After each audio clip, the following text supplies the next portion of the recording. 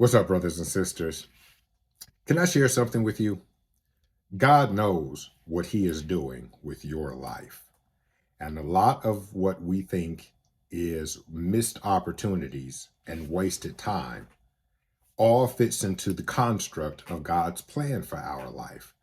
When God created a plan for each one of us before the foundation of the world, He took into consideration every experience that we would have, every person we would meet, every time we would find ourselves idle or doing something that we should not have been doing, something that was counterproductive to our future and our success.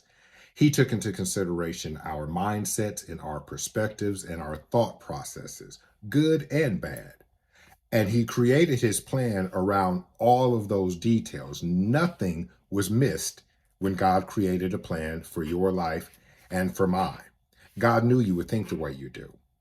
God knew that you would go where you would go, meet who you would meet, waste the time that you think you've wasted. And he still came up with a plan that would ultimately be for your good and for your success.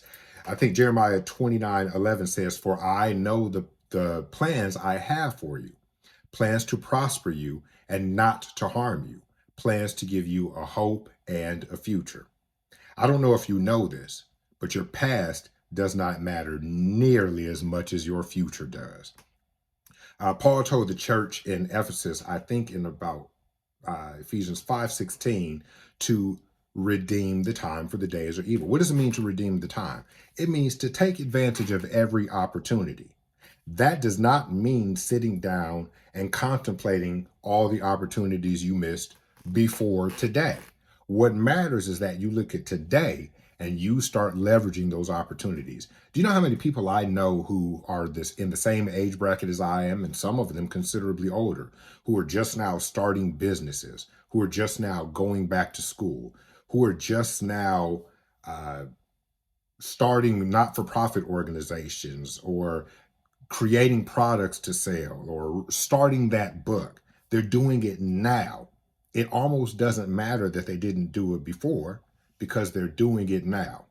Here's the problem. We look at our life and we say, oh, I wasted so much time.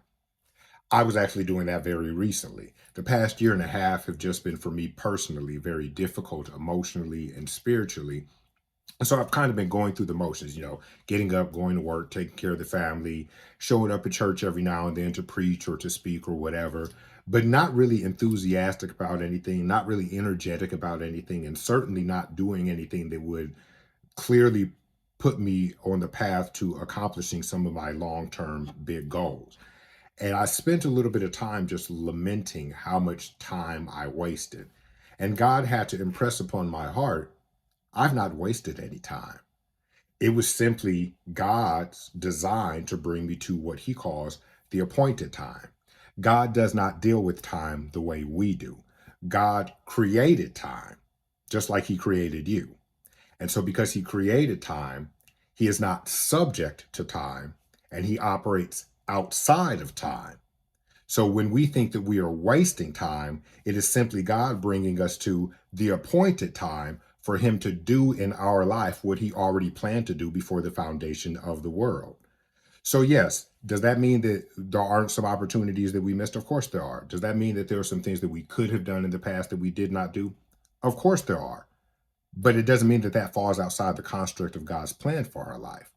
Now is your appointed time. What is the appointed time? The appointed time is whenever you decide that you are tired of trying to run the universe yourself, and that God is considerably smarter than we are, and that his plan is actually to bring us hope and a future. And we submit to that. The minute we are willing to submit to God's plan and to maneuver how he wants us to maneuver and to go where he wants us to go and to do what he wants us to do, that's when we will see stuff start manifesting in our life that we only dreamed about and imagined years ago. I promise you, most of the people who are starting businesses have probably always wanted to start a business, have always had a product to sell or a service to offer to people. I promise you that most of the people that are trying to write books right now or manuscripts right now have always had that in them to do, but it wasn't the appointed time. And so they had to go through whatever they went through to bring them to this place where now they can begin to do those things that God preordained for them to do before the foundation of the world. So relax, give yourself some grace. Stop saying that you've wasted time and start declaring, now is my appointed time. And the minute you do that and you submit to the appointed time, God will start pouring ideas into you and witty inventions, and he'll start making those connections for you and bringing people to the forefront who you can leverage to get those goals accomplished. It is never too late. I did another video quite some time ago about Moses and how he spent 40 years on the backside of the desert, and it looked like what he was doing was not really amounting to much. Him just shepherding sheep, which was vastly different from his time in the palace. And it turns out that God had him there so that he could shepherd the Israelites out. So he wasn't wasting time in the desert, just like you haven't wasted all the years of your life. All those years simply brought you to now, your appointed time. God bless you. I love you, and there's nothing you can do about it.